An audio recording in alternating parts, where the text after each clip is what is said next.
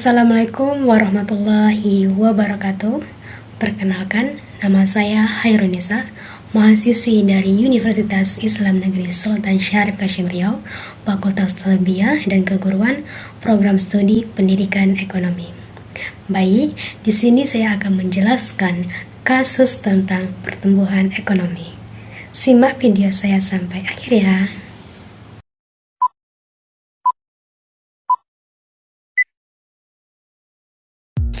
Pertumbuhan ekonomi adalah suatu keadaan di mana ekonomi mulai tumbuh dan mengalami perkembangan.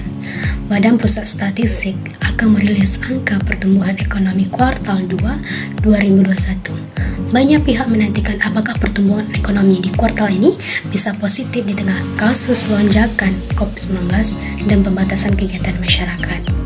Direktur Center of Economic Law Studies, Bima Yudhistira, memperkirakan pertumbuhan ekonomi di kuartal 2 2021 bisa mencapai 4%. Proyeksinya di kisaran 4% positif.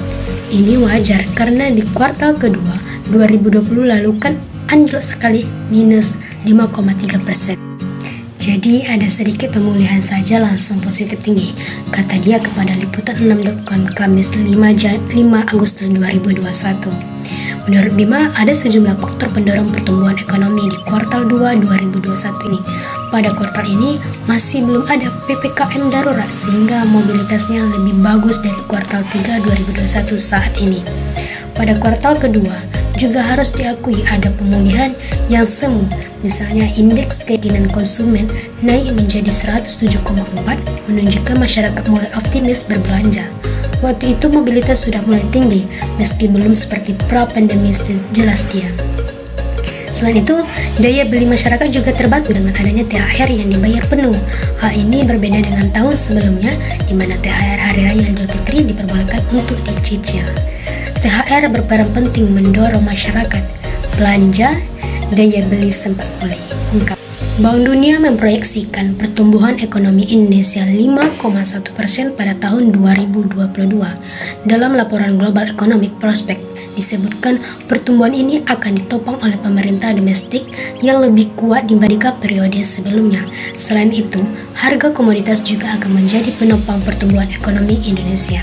Sehingga tahun 2023 pertumbuhan ekonomi ditargetkan mencapai 5,3%, tulis laporan Bank Dunia dikutip Rabu 8 Juni 2022.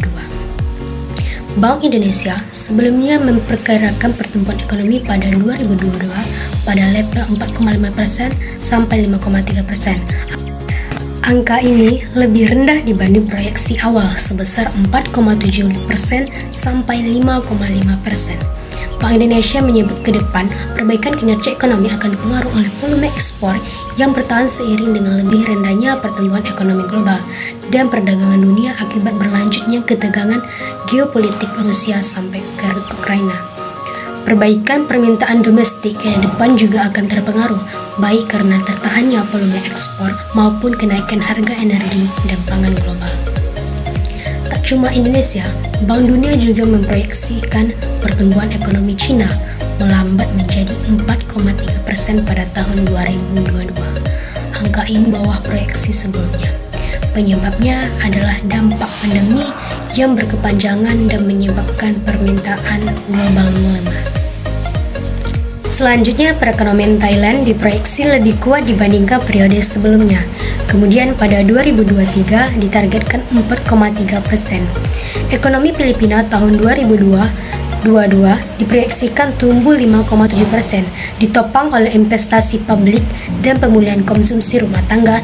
Tahun 2023 ekonomi Filipina ditargetkan 5,6%, sedangkan untuk ekonomi Malaysia diproyeksi akan pulih menjadi 5,5% pada tahun 2022 karena permintaan domestik yang meningkat seiring dengan program vaksinasi yang tinggi. Namun tahun 2023 diproyeksi turun menjadi 4,5% karena ekspor yang menurun dan adanya pengetatan kebijakan fiskal dan moneter. Baik Dunia menyebutkan jika pandemi COVID-19 ini menekan banyak sumber penggerak ekonomi di dunia, mulai dari runtuhnya sektor pariwisata dan terganggunya aktivitas perdagangan dunia. Mampukah Indonesia jadi negara maju 2045? Kendati pandemi COVID-19 saat ini menghantam berbagai sektor mulai dari kesehatan hingga ekonomi, pemerintah tetap optimis Indonesia bisa menjadi negara maju pada 2045. Indonesia membutuhkan pertumbuhan ekonomi rata-rata 6% per tahun untuk mencapai target tersebut.